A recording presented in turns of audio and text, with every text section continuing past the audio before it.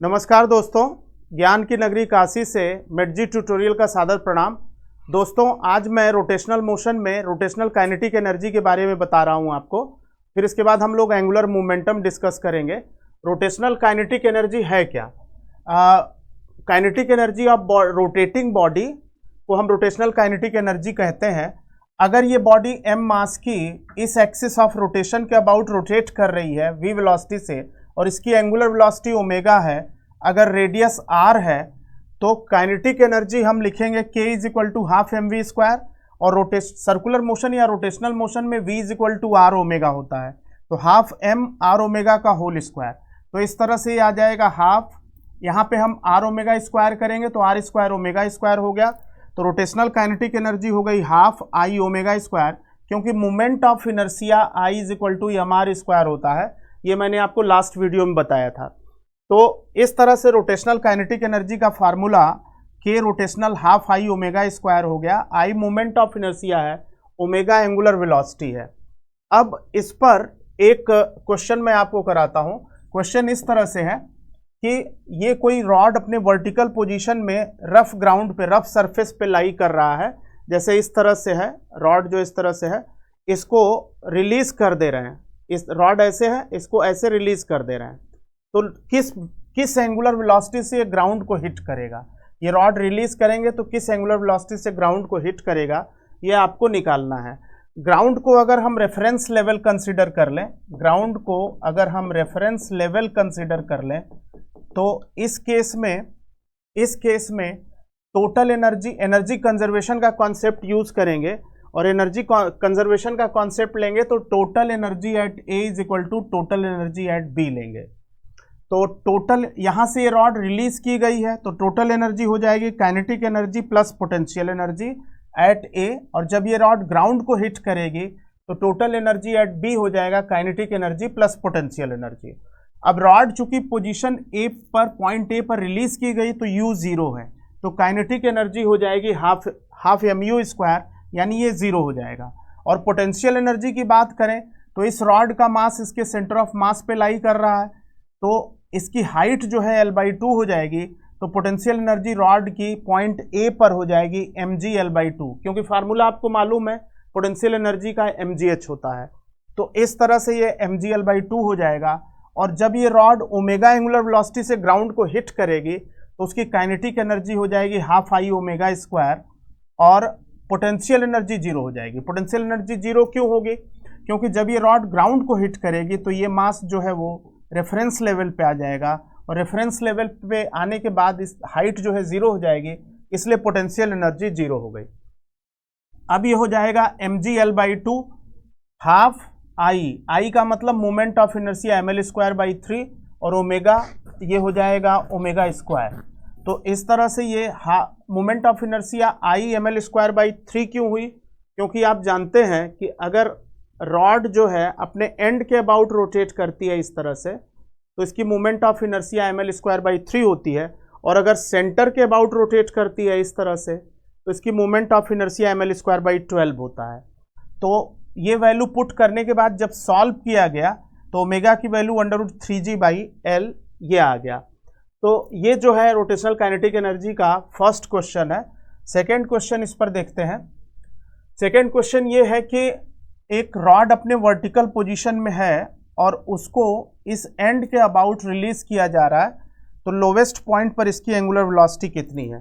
कहने का मतलब ये है कि आप इस तरह कह सकते हो कि ये रॉड इस तरह से है, इसको रिलीज किया गया, रिलीज करने के बाद लोवेस्ट पॉइंट पर इसकी एंगुलर वेलोसिटी कितनी है, इस लोवेस्ट पॉइंट पे निकालना है।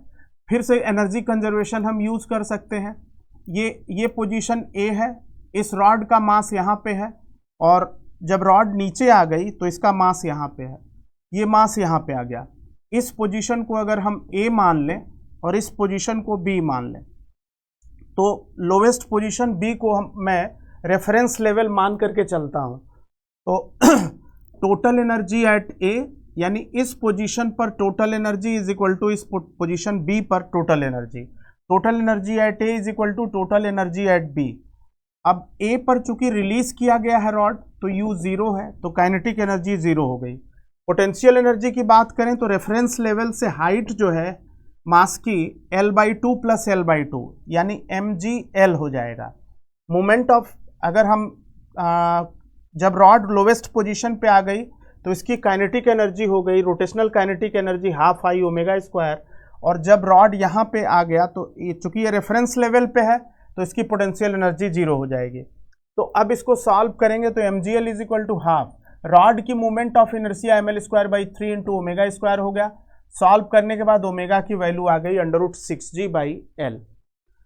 तीसरा क्वेश्चन हम ले सकते हैं इसमें। थर्ड क्वेश्चन ये है कि रॉड जो है अपने हॉरिजॉन्टल पोजीशन पे है, हॉरिजॉन्टल पोजीशन पे है, और ये रॉड जो है इसको रिलीज कर दिया गया, ये वर्टिकल पोजीशन पे इस तरह से यहाँ आ गई।